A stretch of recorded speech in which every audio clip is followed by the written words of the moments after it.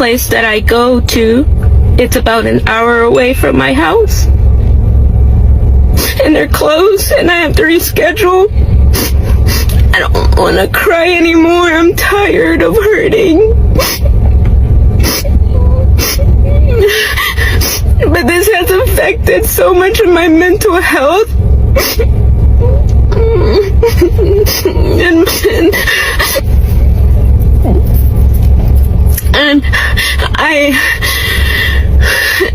And I don't want to be weak and cry about it, but sometimes I hold everything and this happens, and I don't have anyone to really talk about it because I feel like I talk about it so much.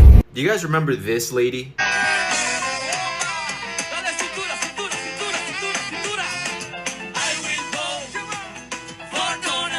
Well, I'm trying not to laugh. This is her now. It's been happening frequently at the 333 Miami Avenue Federal Court building. Janet Correa's husband was detained this week. According to her immigration lawyer, he has already been placed on expedite removal. They voted por Donald Trump.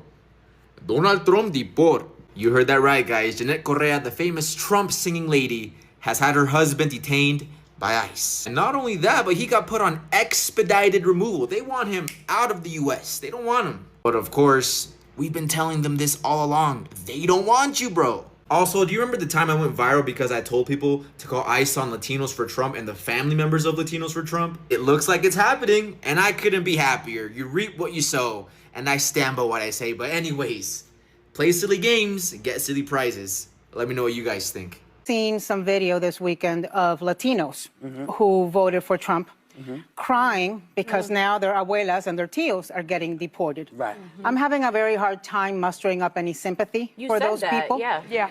And look, I'm an immigrant. I know the desperation that it takes to leave your country.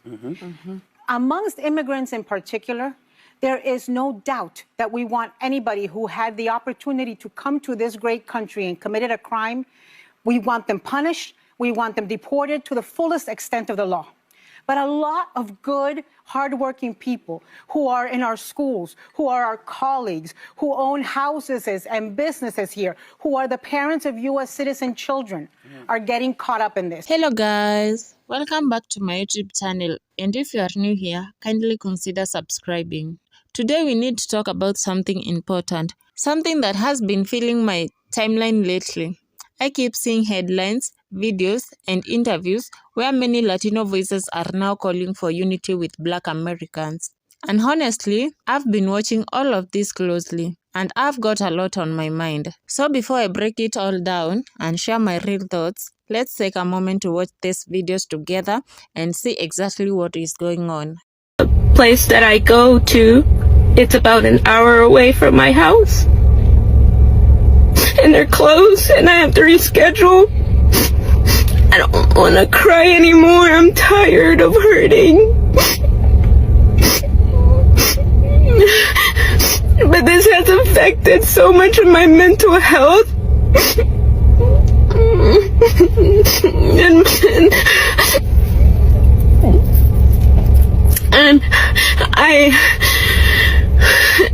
And I don't want to be weak and cry about it, but sometimes I hold everything and this happens, and I don't have anyone to really talk about it because I feel like I talk about it so much.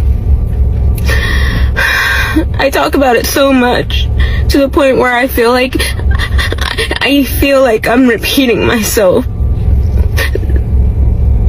So I'm just frustrated because the office is closed because of mourning for Jimmy Carter, which we mourn for him, but I just wish I had an email or something because I just show up to basically another closed door temporarily again.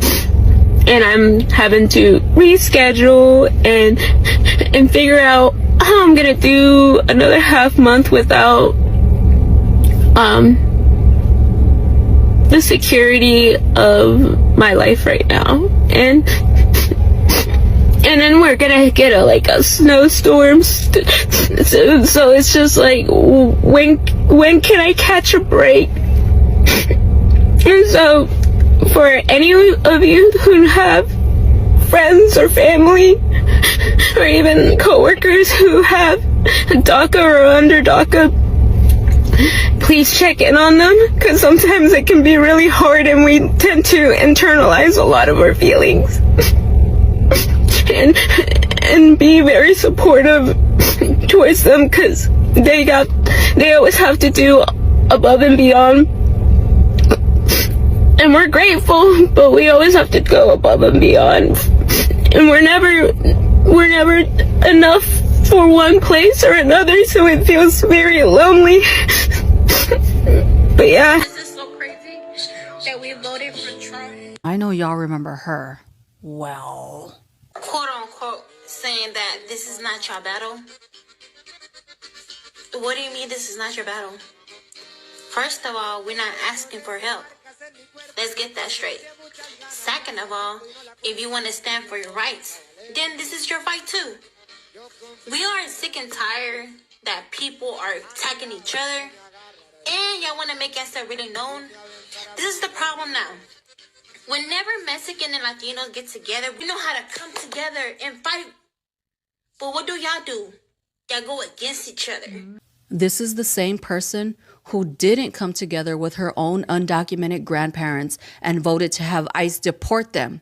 And yeah, you had to learn how to protest real quick to try to get yourself out of the mess you created after you not only stabbed the Black community in the back on November 5th, but when you stabbed yourself, your family, and your own community in the back. We know how to protest the right way.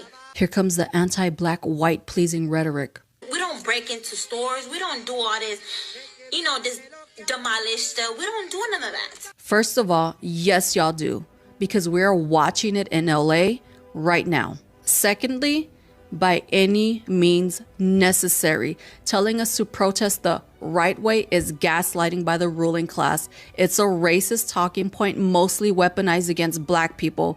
This Hispanic woman still seeks validation and acceptance from the white ruling class. She is submissive to them and will protest only in ways that the people oppressing her deem acceptable. No form of protest is acceptable to them, by the way. I hear so many Hispanics pitting themselves against each other, criticizing protesters in LA for what they perceive as protesting violently. So again, you don't stick together. Protesters in LA are dealing with antagonistic National Guard and U.S. Marines. No one else in the country is dealing with what the protesters in LA are dealing with, and I support LA. It's kind of hurtful for y'all to say different things like, oh, we don't need Latino, we don't need no Mexican, we don't need this, we better without them.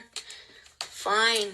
You don't get to sit here and cry because you backstabbed Black people on November 5th, and now Black people don't want to support you. And we forgive you. You know that?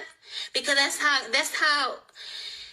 how good we are. We have good hearts. We help other people. You got a good heart?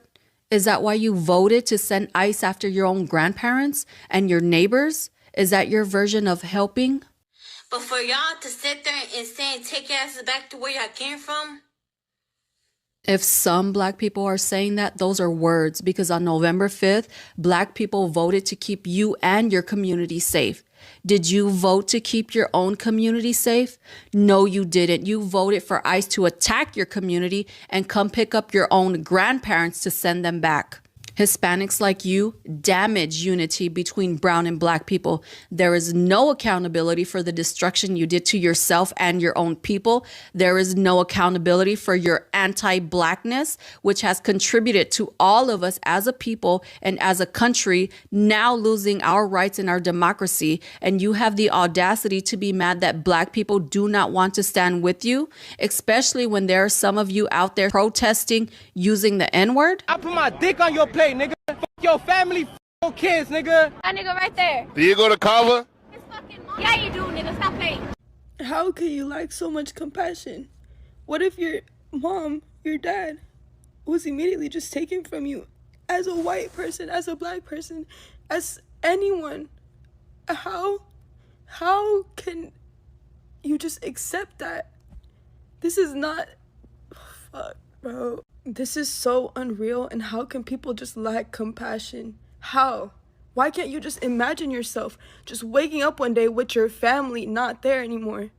So LA businesses are getting raided by ICE, or some people that are wearing stuff that says ICE on it with their faces all covered up. People are getting ran over. Shots are being literally fired, literally. And this is supposed to be life right now. We're not gonna get treated like humans because they don't see us like humans. They lack compassion. How can you lack compassion? How? I understand that you're trying to get criminals out. Why are you going to workplaces where people are just trying to work? That doesn't make sense. I've seen a lot of discourse online about, the Latinos for Trump, the going back and forth between the Latinos and the blacks. And I will say this, right? Where was y'all antennas when we was in that booth? When we was in that voting booth and we was telling y'all, because we did our research. We read, not all of us, but we read the Project 2025. I skimmed it, right? Read it most in its entirety, took the cliff notes, but this was literally in there. Him saying, we're going to militarize ICE. Like, that was in there. So while everybody was Latinos for Trump and we're gonna vote for Trump, y'all fucked around and you found out, right? And then now here we are, supposed to join arms, join in forces on the front line. Baby, we was on the front line at that voting booth. If you scroll back to November on my page, y'all, I'm literally crying crocodile tears, baby, after I voted for Kamala, right? And I'm like, okay, we're gonna do the right thing. That was literally one of the most heartbreaking things to watch. I stayed up. I was in my house crying real tears because there is no way that y'all knew what was gonna happen, or maybe not to this magnitude. Maybe you wasn't expecting it, but now look at you. And y'all want us to come out of the comfort of our home. As y'all can see, we've been line dancing, booting and scooting, minding our business. A couple of us done learned how to pick up that, that fire. I've been at the gun range myself, trying to make sure that we're prepared. So should something kick off, we know what we need to do. But now we got to stop what we're doing to come help. Is you cool? I ain't got nothing for you. Nothing. Thoughts and prayers. Sorrows. What did Trump say? I have concepts of a plan. Concepts. So yeah. God bless you. Good luck. The tension between the Black and Latino community needs to stop. And we need to be the generation to stop it. Anti-Blackness exists in our community. We know this. Anti-Blackness also exists within the Black community itself. All communities of color struggle with this. And the reason why is what we all have in common. We were all colonized and trained to have a mindset of you versus me for survival. But that ends with us. We need to lead with unity and not division.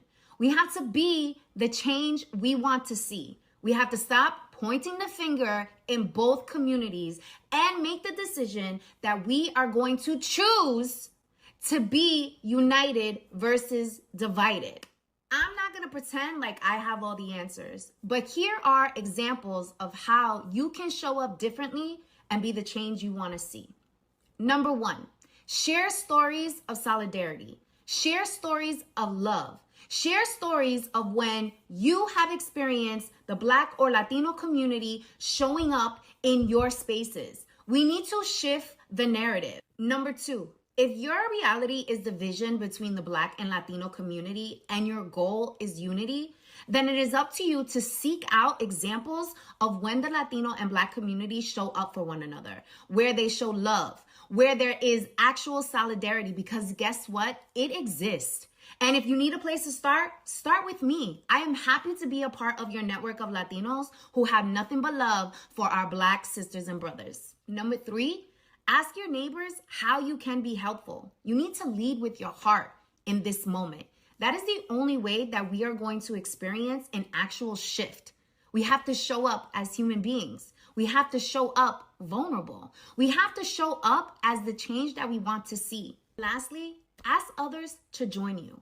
Let's actually start in the comments. Share your stories of solidarity and love. If members of the Latino and Black community have a hard time seeing it, let's show them how it's actually done. Seen some video this weekend of Latinos who voted for Trump crying because now their abuelas and their tios are getting deported. Right. I'm having a very hard time mustering up any sympathy for those people. Yeah. And look, I'm an immigrant. I know the desperation that it takes to leave your country. Amongst immigrants in particular, there is no doubt that we want anybody who had the opportunity to come to this great country and committed a crime, we want them punished, we want them deported to the fullest extent of the law. But a lot of good, hardworking people who are in our schools, who are our colleagues, who own houses and businesses here, who are the parents of U.S. citizen children, are getting caught up in this. Because it's been reported that ICE offices all over the country have been given a quota. There is no way they meet that quota just with criminal aliens. And let me just say, I think that what he's done with the military, in addition to the legal aspects that may be involved, has a lot to do with a publicity stunt. The point is cruelty. The point is instilling fear. But it's also very costly. A charter DHS flight, it's been reported, is something like $8,500. A military C-130 is $816,000. So each one of those planes is costing us, so that he can have his picture and his photo op, 100 times more what a charter flight would be.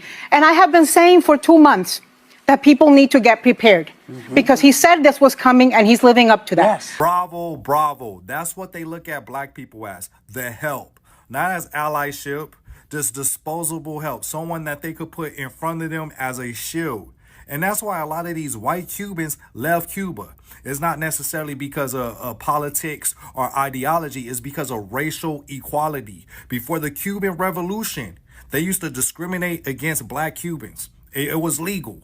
Black Cubans didn't have access to healthcare or education, and they lived in poorer conditions where they served the white Cubans.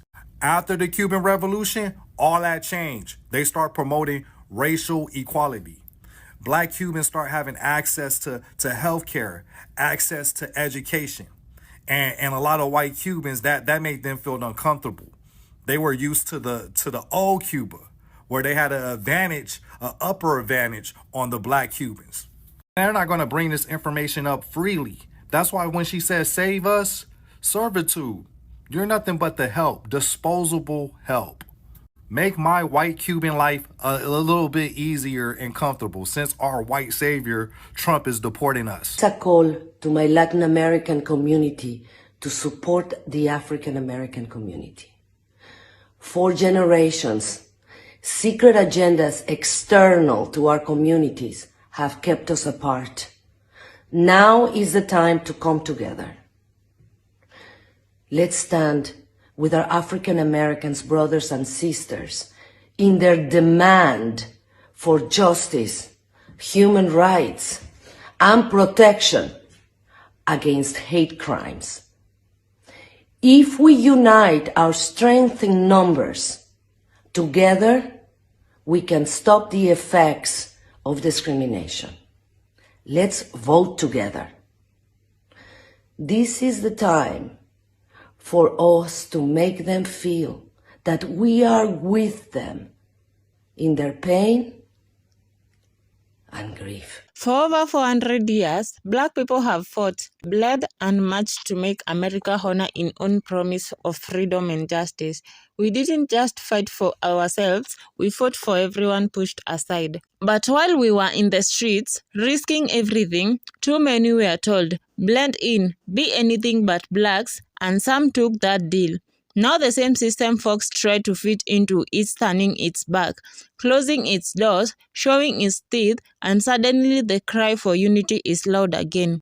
Unity is powerful, I believe in it, but unity without truth is just performance. If you want real solidarity, then stand with us, the same way we stood for everyone else. Show up against anti-blackness, show up for black immigrants, show up at the polls and in the streets, not just when you are hurting. Right now, black folks are on break. We'll be back when the unity is real. If you are really ready to stand for all of us, we'll stand with you. But understand this, true unity isn't convenience, it's courageous.